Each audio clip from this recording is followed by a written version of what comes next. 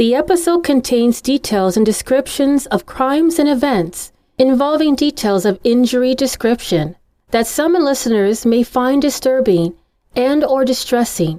Discretion is advised while listening. Today's guest is Leticia Francis of BlaqueRose Coaching. Leticia supports women who are ready to leave their soul-sucking careers by helping find the clarity and confidence needed to build their dream business, embracing a success mindset along the way. She loves talking about and address the fears and limiting beliefs so that we can step into power. Please give a warm welcome to ever-blessed Leticia Francis. Hello. Hi there. But how was your week going? Is it a Friday still, or is it Saturday? It's Friday for me still, and it has been an interesting week, to be honest. You know how you come across information online and you kind of just like dismiss it because, you know, online is so noisy. But I came across some information about manifestation that has like literally blown my mind. And that is what I've been focused on this week. Mm-hmm. And I can tell you, even in just 5 days of really focusing, I can see a complete shift. And I'm really grateful for that. Oh, good. Yeah, definitely bring that in my direction. But anyways, thank you. Welcome. And I'm so happy to have you here as my guest on the podcast. Plus, I was looking at your website is also, and you had some really interesting client case study videos. Mm-hmm. And, I've been dibbling and dabbling about the idea of creating my own business. And I was really intrigued about your background, just reading just a tidbit of the summarization of your life on your website.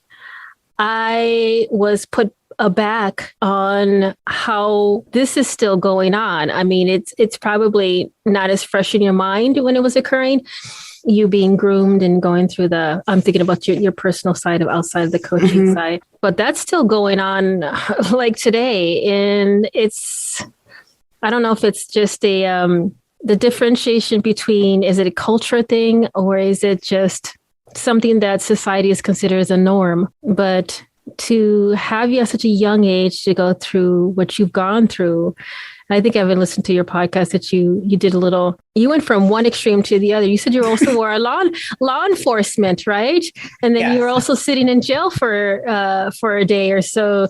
Yeah. So, I mean, that's literally night and day, literally night and day. So, and I know that you wanted to talk on your topics of limiting beliefs and overcoming fears based on what you're wanting to talk about, because this is your podcast. Actually, I wanted to know a little bit more about you. And I know that you have bittersweet journey. So can you tell us a little bit about who is Leticia and how you became on this journey from where you grew up? What made you choose to become a coach?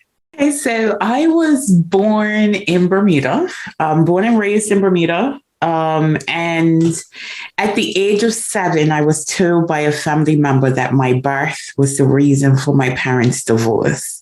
Mm. And believe it or not, that was a defining moment for me. That changed my life. It changed the trajectory of my life. I was in between two families. Both parents remarried. Both step-parents didn't want much to do with me. So I was literally in between two family units trying to find myself and find acceptance and love. I am a big personality. I describe myself as a self-contained hurricane. I'm a huge personality and most people cannot handle me. You know, and when you're younger, that is a problem. Mm-hmm. So I was told most of my life, I am too much. Got too much attitude. Too smart for my own good. And it left me just wanting to be loved and accepted. I didn't ask for this personality, but I have it.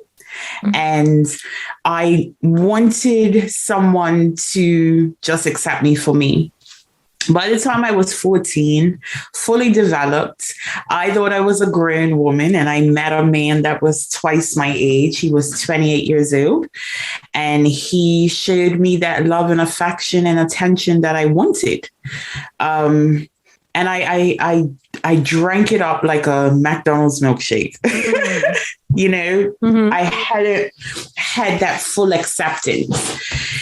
And Bermuda is a very small place. You can't hide much.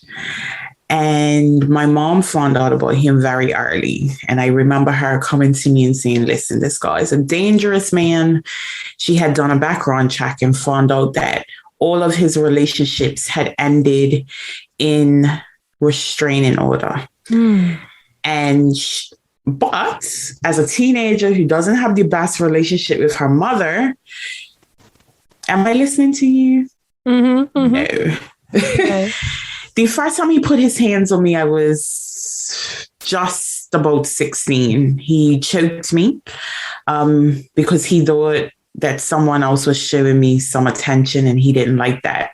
And I had enough sense that that wasn't a great relationship. So I left. And being back home all the time, because that was my escape, right? I can go up his house, I can stay out late. Being back home without having that person in my life now that is accepting me. I'm back in that environment where I'm constantly being told that I'm too much and I've got too much attitude and I am the problem. It created anger for me. And I remember constantly fighting with my parents. There was a point in time where I had gotten in an argument with my mother's husband, and I remember threatening to kill myself. And he made a complete mockery of me. Oh, you're going to kill yourself? Let's watch. He brought everybody in the kitchen, my mom, my sisters into the kitchen, and they watched me take a handful of Aleve. And I left the house, and my mom came after me. And I remember the drive to the hospital, she was telling me how angry she was at me. And I was kind of like shocked. You're angry at me, but you sat there and let your husband mock me and you did nothing. And I'm supposed to care about your anger. What about mine? I went into outpatient psychiatric care for several years because of that incident. There was a point in time I moved in with my father for a short period of time and was told after a couple of weeks that his wife didn't want to raise another child. So I had to go back to my mother. So kind of being shipped around, no one really wanting to deal with the root cause of my anger. It just made me even more angry. And there was an incident where my mom and I had gotten in an argument and I put my hands on her. I pushed her or something, And a couple of weeks later, I remember getting like a certified letter, notification of a certified letter, and not understanding where it could come from. I was 17 at this time. So who would be sending me a certified letter? And I remember having a conversation with my mama about it, completely confused. And she just sat there like, oh, I don't know. I don't know what that is. So I go pick up this letter. And it was a letter from my mother's lawyer telling me that I was no longer allowed on her property. And if I returned to her property, I would be removed by the police. So being a minor at this point, what am I supposed to do? I can't get an apartment. I can't even get a proper job to support myself. I called the only person that I knew would help. And that was the man that I had been involved with. So he gladly took me in. Yes, come back, And almost immediately, the psychological abuse began. No one in this world loves you but me. No one cares enough to put a roof over your head but me. You owe me. And I lived with that for many years to the point where it really wore down my psyche. At the age of 19, I married him. And when I married him, I had experienced abuse here and there. Like he would slap me, he would punch me, he would kick me. Nothing. And I don't want to make it dismiss how wrong that was. But it was nothing that created concern for me, if I'm honest. I have been told that my mouth was too much. And a lot of times I would get slapped because I would argue back, or, I've always got an attitude. So the things that I heard my whole life almost excused his behavior. I questioned myself. Like, it wasn't a case of having this incident of abuse and I sit there and like, oh my God, this guy, he's wrong for this. No, it was always, why can't you just shut your mouth? Like, you didn't have to say that to him. It was always my fault. And I believed it was my fault. So by the time I got married, it was, this is what you have to deal with. And when I did get married, the abuse amplified because now I belong to him. I'm his wife. He can do whatever he wants. At this time, I was working in law enforcement. And a lot of people ask me, why didn't you leave when you were working in law enforcement? Working in law enforcement in a small community, you get to see the human side of people. Bermuda is tiny. And I used to listen to the police officers. I was a customs officer, but I worked alongside police officers, right? I used to hear police officers gossiping about calls that they went on and things that people were going through behind closed doors. And I didn't want to be the butt of people's jokes. I didn't want my business all over the streets. I didn't want my coworkers knowing what was going on in my household. So I essentially hid what was going on in my house because I didn't want people to judge me for it. I was already judged being in my early 20s with this man that was significantly older than me. And I felt that I had to justify being in this situation. So after being in law enforcement for a while, I realized that that wasn't really what I wanted out of my life. And I wanted to go to school. And I remember having a conversation with him saying, I want to go to school. And he was like, no, you should have done that before you got married. It's absolutely no way you're leaving me now. That triggered me. I wanted to leave once I saw that he was actually holding me back. And the abuse didn't bother me because I almost felt like I deserved it. But seeing someone who loved me literally not wanting me to grow was a problem for me. Shortly after that, I remember coming home and a friend of mine's called to seek advice. I had painted such a pretty picture about my relationship that people used to come to me for relationship advice. And this person was telling me about being in an abusive relationship with a heroin addict and wanting to know how she can get out of that situation. And of course, the perfect friend that I was in the perfect relationship, I had the perfect advice for her. And I remember picking up a book by Ian Levinzant called Until Today. And randomly opening this book and reading a passage to her that talked about people being in our lives for a reason, a season, and a lifetime.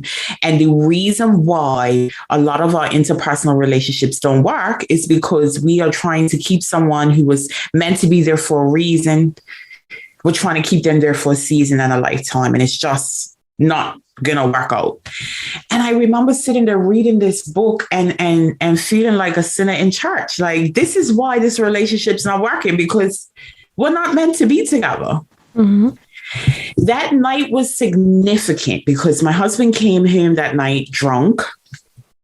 He had found my cell phone, and in my cell phone was text messages from another man. And he was very angry about it.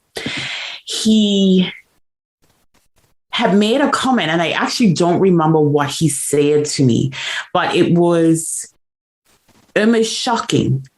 And I remember thinking to myself, oh, this is going to be so bad. Having endured years of abuse and torture, I kind of knew when things were going to be a quick fight or like a night-long fight. And it was something in his face, in his eyes that night that actually really terrified me. I was scared. And I remember calling my mother on the landline and I was like, listen, come get me right now, right now. And he pulled the landline out of the wall. So I actually didn't even know if she heard what I said. He told me that night the only way that I was leaving is if I was in a body bag. And I believed him. I really believed that he was going to kill me. He barricaded us in a bedroom and I fought for my life. This period, I always say, was like a out-of-body experience. I was watching the events unfold as if I was watching a movie. And I remember seeing the knife come towards me. I never processed pain. I never processed anything. I actually didn't know that he had stabbed me.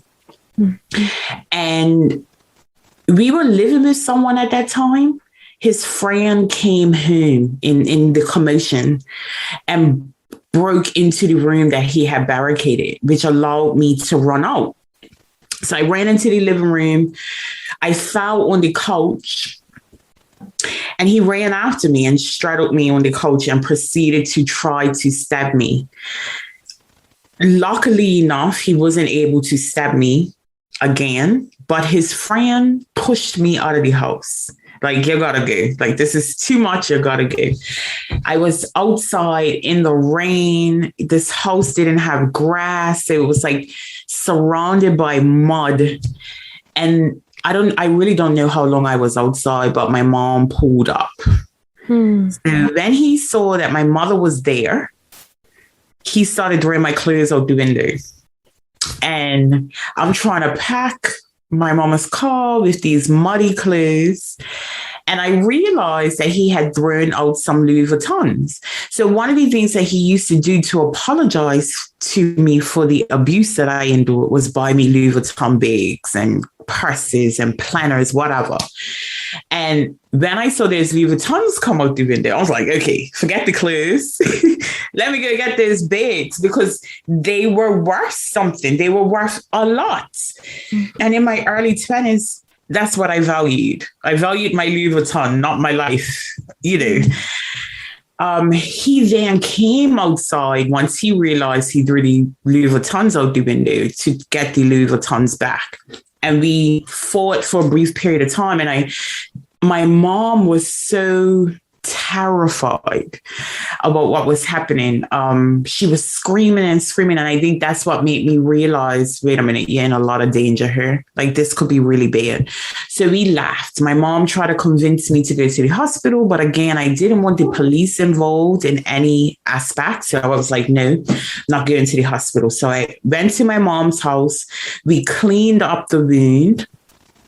And less than 2 hours later, my mom says to me, well, what are you going to do? Because you can't stay here. I was like, what? I just got stabbed. Where am I going? You know? So my mom packed me up into the car and dropped me to the closest police station, where I was then escorted to a homeless shelter for women. And I remained there for 2.5 months. As I built my life, I was still going work, still acting like everything was okay. And I finally got my first apartment and I thought, okay, this is it. Like, I'm out of this relationship. I've got my own place. Okay, life is going to be amazing. That didn't happen. It didn't happen at all because for the first time in my life, I'm alone. And I don't know how to deal with the loneliness. So I began drinking and I drank a lot. I'm not talking about wine in the bath, after a long day at work, I was drinking bottles of scotch. And what's interesting is I actually didn't like being drunk, and I hated the taste of scotch. But I drank the strongest thing that I could to numb my emotions, to numb the pain that I was going through, because I didn't seek help after leaving my husband. And that culminated into almost 10 years of self-sabotage for me. Drinking, partying, promiscuity, just living life with reckless abandon. And eventually I got tired of that because, that's not really who I am. And I made a decision to leave Bermuda, and I finally went off to university. I went to Georgia State University, and I was piecing life back together. I felt really good about things. I had gotten a full scholarship to go to Georgia State. Like, I really was doing amazing. And then I met this guy. So as a non-American, and I hope I don't offend anybody, we've always, you see in movies how men are fast talkers, and, growing up in a small community is easy to do your research on someone, as my mother did with my first husband, right? Like, who is this person? Who are they related to? You can't do that in a huge place like America. And I was hesitant about having a relationship with this guy, but it was just something about the way he fast talked me. Like, it was just something different. I felt hook, line, and sinker. And we were in a long-term relationship. And I hid the fact that he was a cocaine addict. He literally drained me of all the finances that I got as a result of my scholarship. And after 3 years of unbelievable nonsense dealing with what comes along with being in a relationship with an addict, and he used daily, I found out that he was married. Oh my gosh. So, wow, to top it all off. Yeah. To top it all off. Wow. So that was like, okay, maybe I shouldn't be in a relationship, because clearly I don't know how to pick these men, right? So I moved back to Bermuda. I got my life back together. I got an amazing job in commercial insurance, and I was really focused on building my life and just focused on me. But, I'm human. I get lonely. And I remember having a conversation with one of my friends saying, okay, it's been a year. I do want to have a friend, But she was like, you got to manifest. Like, write a list of all the things that you want in a man and don't accept anything less. And I remember writing this list. It was like 45 things that I needed in my next relationship. And less than a week later, I met this guy that literally ticked all the boxes but one. I wanted a 6'8" man because I'm a 6 foot. So I wanted a bear, and he was not that, but he was everything else. Right. And the relationship, it was like a whirlwind Hollywood movie romance. Honestly, it was really amazing. And I think I was in a point where I was like, pinch me. I got to wake up from this, because it cannot be true.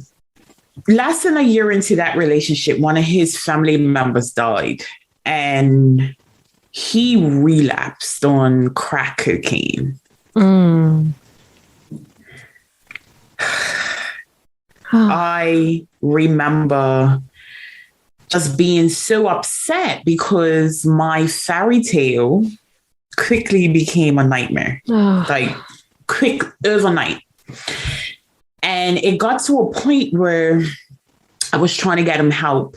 I had set boundaries. I was like, listen, I cannot do this again. And if you get help, I'll support you. But if you don't get help, I have to leave.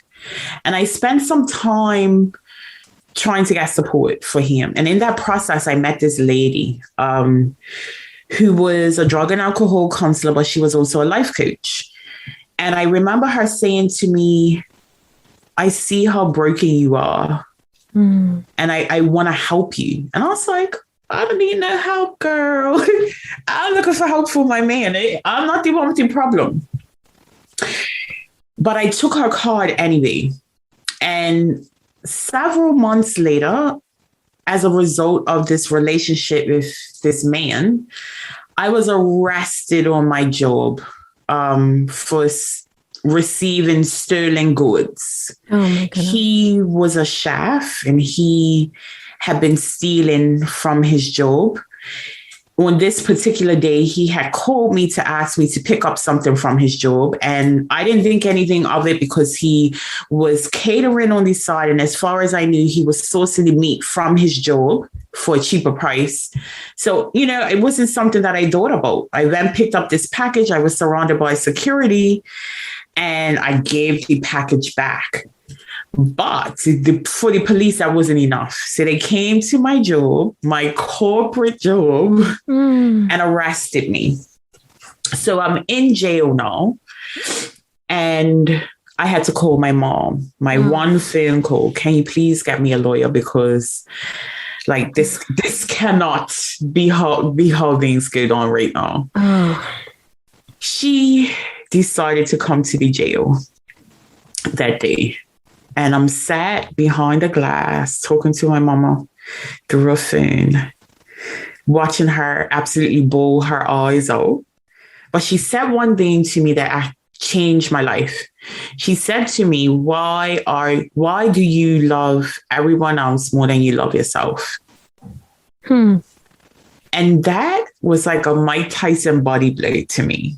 Because it was being hit with reality. The reason why I was in this position is because I was putting someone else first. The reason why I was in this position is because that had been my narrative for so long. I didn't love myself enough to set boundaries. I didn't love myself enough to say no. Right? Right. And while I was never charged, and it's fair to note that I spent more time in jail than he did, but I was never charged with anything. But once I was released from jail, the first thing that I went to look for was that life coach's card. Because I realized that my decisions had gotten me to exactly where I was. And if I didn't change the way that I was making decisions, I won't be so lucky next time. I would have done time next time. I would have been caught up in something that really, it could have taken my life. It could have taken my freedom. And it wasn't something that I was willing to do. So I spent the next 5 months working with a life coach. And she really helped me to see that the position that I took in life after my divorce, or probably even before my divorce, if I'm honest, was one of victimhood. Life was happening to me. I didn't have any control of what was happening. Where is me? Sob story, But the fact that I had resigned myself to being a victim actually was me giving away my power. And my power came from standing in the decisions that I've made, taking ownership for the parts that I've played in anything, right? And I'm not saying that I played a part in my abuse, but being there for such a long period of time, I had to take some ownership for that, right? My experiences made me a survivor. My healing allowed me to move away from being a survivor to being a thriver. And after working with that life coach for several months, I made a decision to move to England and press reset. An opportunity to be in an environment where nobody knows my story and I can really I can recreate myself with no hesitation. And that's what I did. My boyfriend, as a result of me being locked up, went into rehab. He has now been clean for 9 years. Wow. He is now my husband and the father of my 2 children. And we have spent the last 9 years building and healing,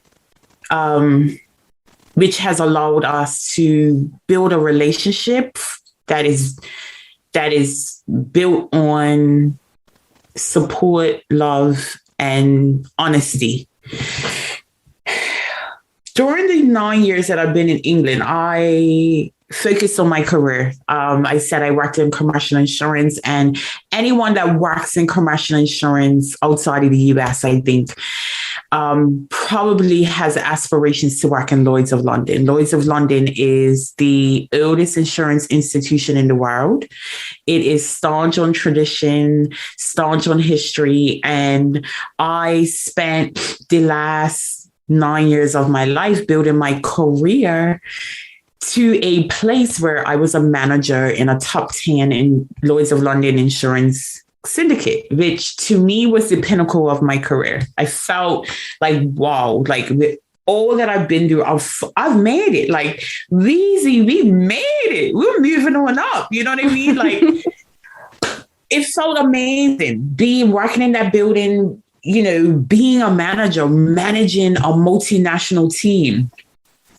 However, as a foreign Black woman in England, I experienced a tremendous amount of racism.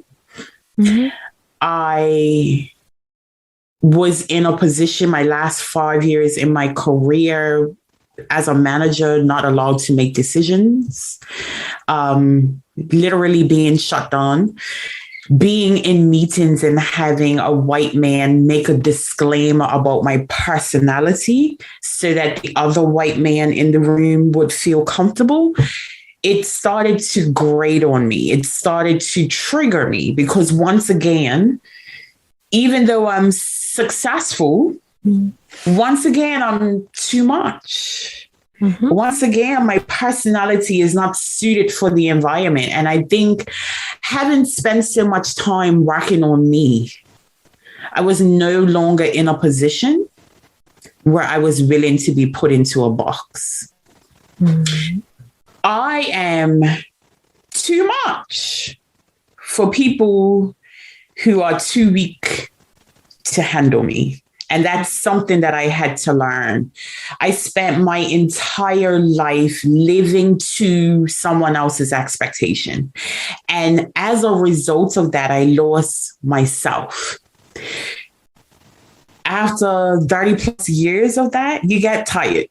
And I got tired of not being myself. I got tired of being pushed in a box. And I got tired of muting my voice to keep other people around me comfortable, right? So I had 2 children back to back.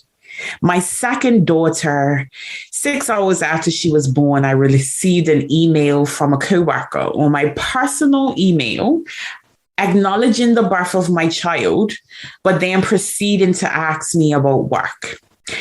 And I felt absolutely disrespected. Like, are you kidding me?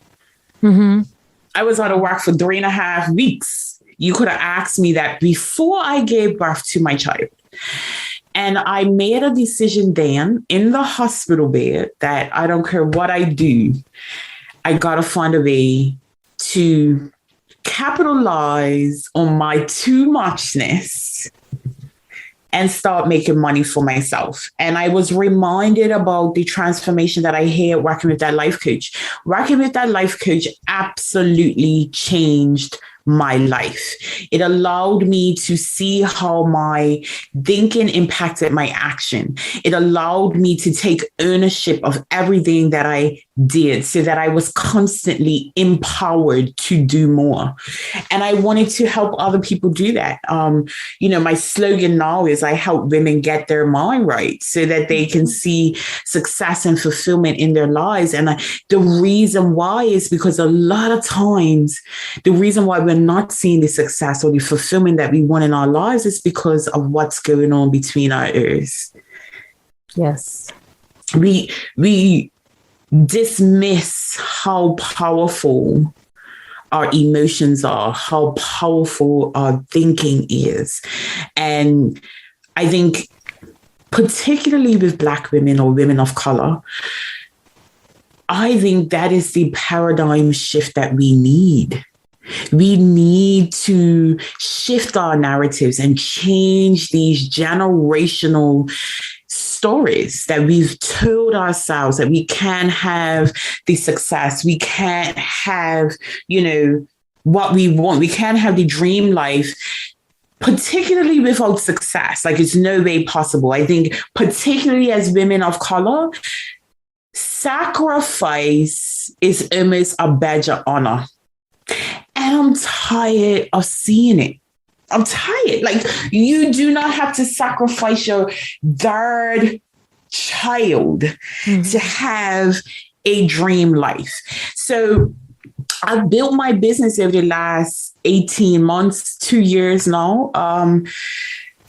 Because my baby just went 2. So I built my business over the last 2 years on the premise of really helping women rewrite the narratives and change the stories. Because I believe that if we can heal women, we heal the world. Mm-hmm. And I'm doing my part with my big personality to make that impact.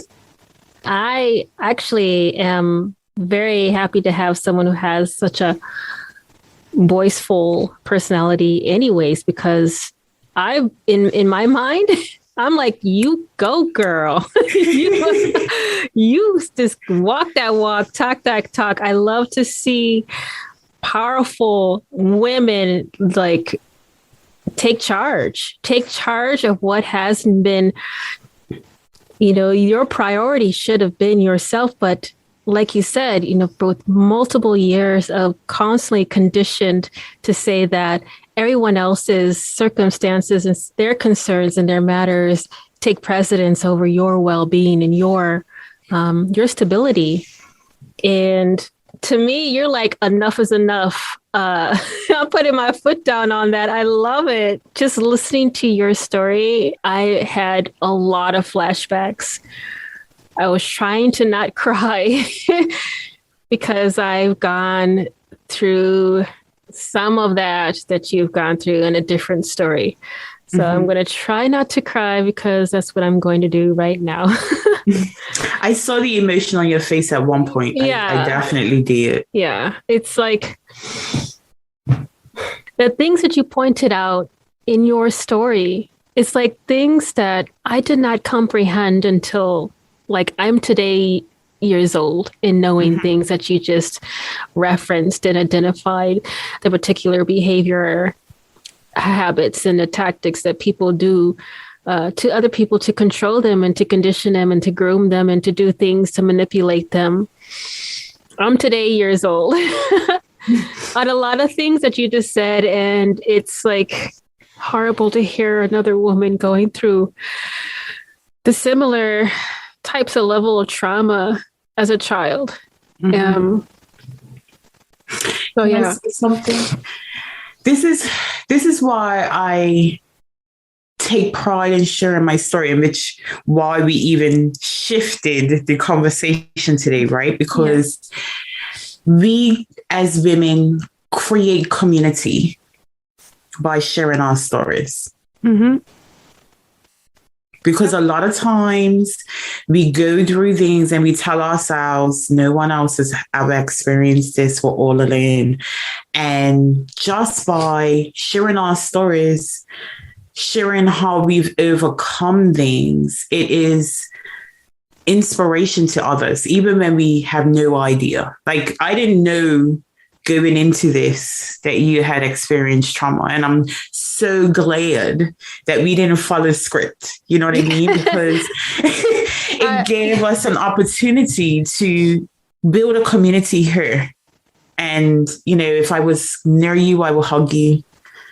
But I respect you for sharing with me.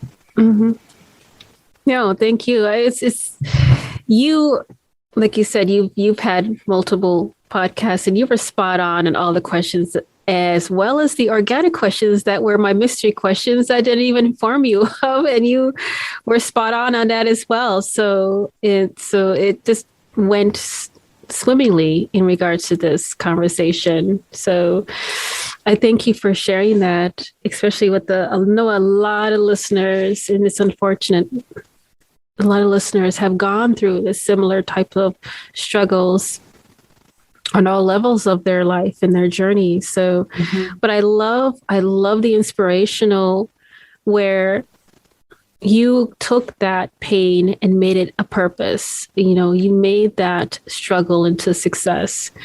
So this gives me, and I know for sure all the other listeners who are listening in or watching this on YouTube, that, you know, they're going to get something out of this. So, yeah, thank you so much. I'm sorry. I mean, my story is as long as yours, but I don't like to take the floor, really. I'm still working with that. And I want you to know that if you need space to express yourself, I am here to hold space for you. Thank you. Appreciate it. Thank you. Well, I mean, that pretty much wraps everything up. I mean, in a nice, perfect bow of this podcast, because that's exactly what I wanted to hit on, because I wanted to ask you, as well as that, like being a woman of color in the UK, because I personally remember when I was in the UK as a child, I was actually in a military base at school. You would think of all places, the diversity. No, it was probably even worse. No matter what, no matter where we are, there's a constant ridicule of trying to put darkness on our light as women of color. The power, the empowerment that we have, finding ways to bear us down before we ignite, to kind of snuff out that light. And at a young age, that's how it starts. And in my sense, in my understanding, this is a way of grooming of society for women of color. And that's a shame. I want to snuff that darkness out with my light and say, it's going to stop. Enough is enough with this. And so that is one of the reasons why I created this podcast too, because it needs to be out there. It needs to be heard. There needs to be testimonials, people with the similar journeys that they have gone through, like you yourself, Leticia, that, you know, with all of that, you can still be a powerful, strong Black woman in society. So I will stop my rambling. But I just want to say that's why I'm so passionate about doing this, right? Because whether or not people want to accept it or not, women of color are on the bottom of the totem pole. We are even below the Black man. We are the lowest. And if we continue to fall into that category, we will never rise. So I'm here to see my own rise. I mean, I constantly get questions, you know, I've been called racist because I focus on Black women, but it's not going to change how I feel. You know, those who feel it know it. And I just want us to be able to change our narrative. Right. Because the reason why we're at the bottom is because we're the most intimidating. We are the most intimidating. They do not want to see us rise. And that's exactly why we need to. Yep, exactly. I completely agree. And I know that we're not spinning off the context of, you know, your coaching, because that was the end result of your life journey. I mean, it's still continuing because you are growing, you are becoming ever so bright in your family's life, your self-awareness, self-love, and your business is going to flourish. So, and I wanted to kind of hit on that as well. BlaqueRose coaching? Yes, BlaqueRose coaching. Yes. Okay. So tell me, you said you started that about 18 months ago.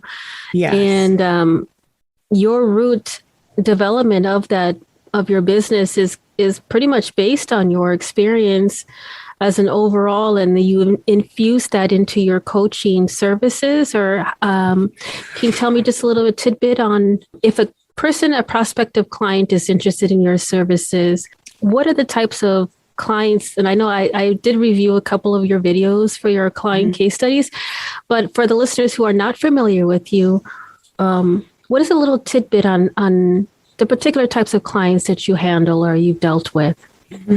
So I am a business mindset coach. I work on both mindset and business foundation. So my clients come to me when they're stuck. It ranges. So I've had clients that come to me saying, Leticia, I want to start a business and I really don't know how to. I feel like I'm going to fail. So we work on their mindset around failing, because failing is not bad. It's not a bad thing at all.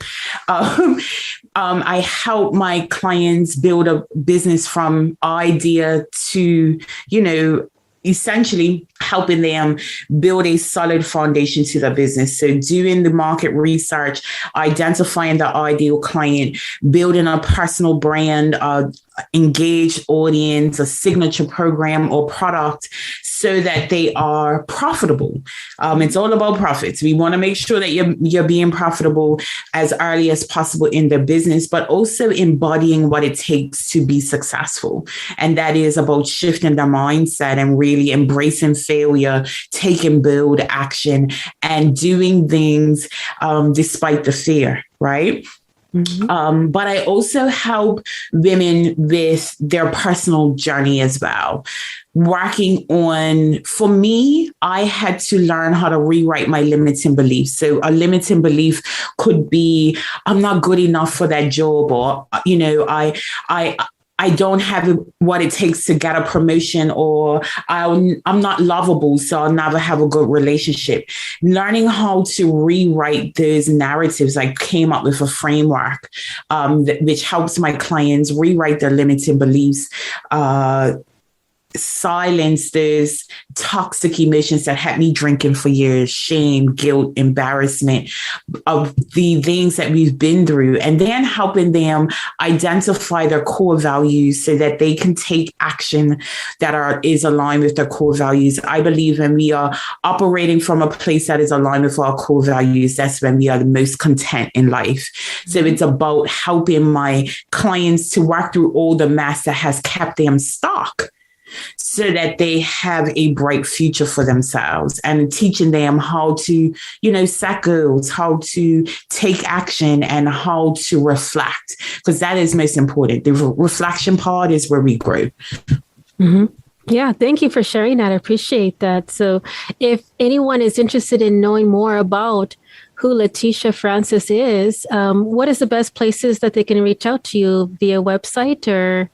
Yes, my website is BlaqueRose Coaching. BLAQUE is how I spell Black, but all of my information is on my website. And you also have links to my social media, so you can always reach out to me on social media as well and say hello, ask any questions you may have.